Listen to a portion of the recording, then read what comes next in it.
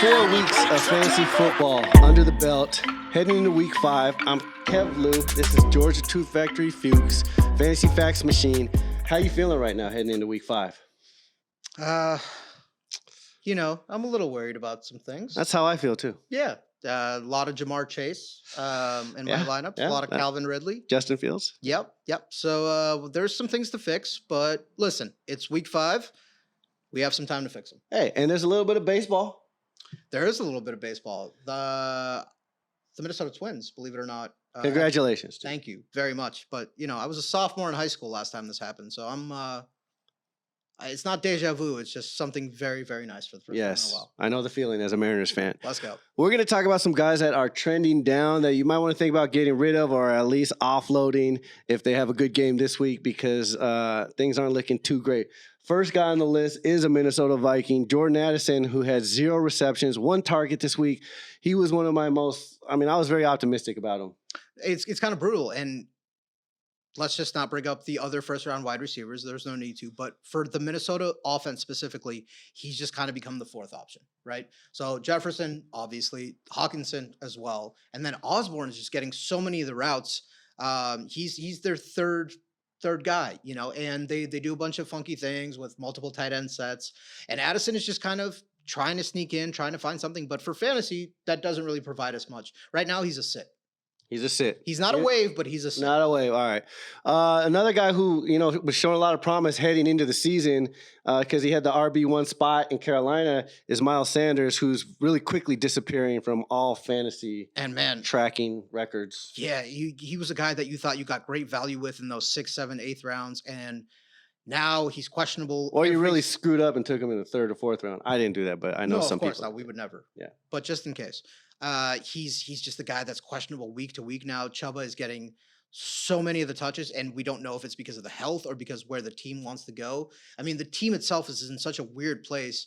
They have no wins. They suck. They have no draft picks. And they have a weird collection of guys that are at the tail end of their careers and at the very beginning of their careers.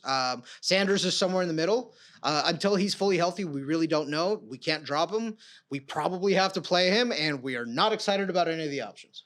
How about Gabe Davis, the number 2 wideout on the Buffalo Bills, he's not terrible, but his playing time is drastically dropping to Sherfield and Shakir. Yeah, his number 2 is probably only in just the minds of the scouts at some point or another. He hasn't had, the value since that playoff game where he had 4 or 5 touchdowns. He's a touchdown threat.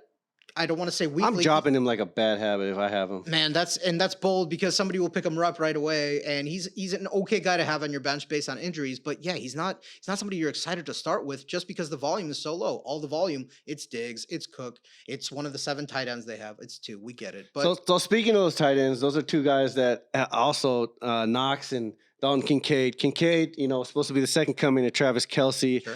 And he still might get there. He's a young man. He has no touchdowns. I don't think he's gotten over 53 yards receiving yet. No, he's getting the playing time.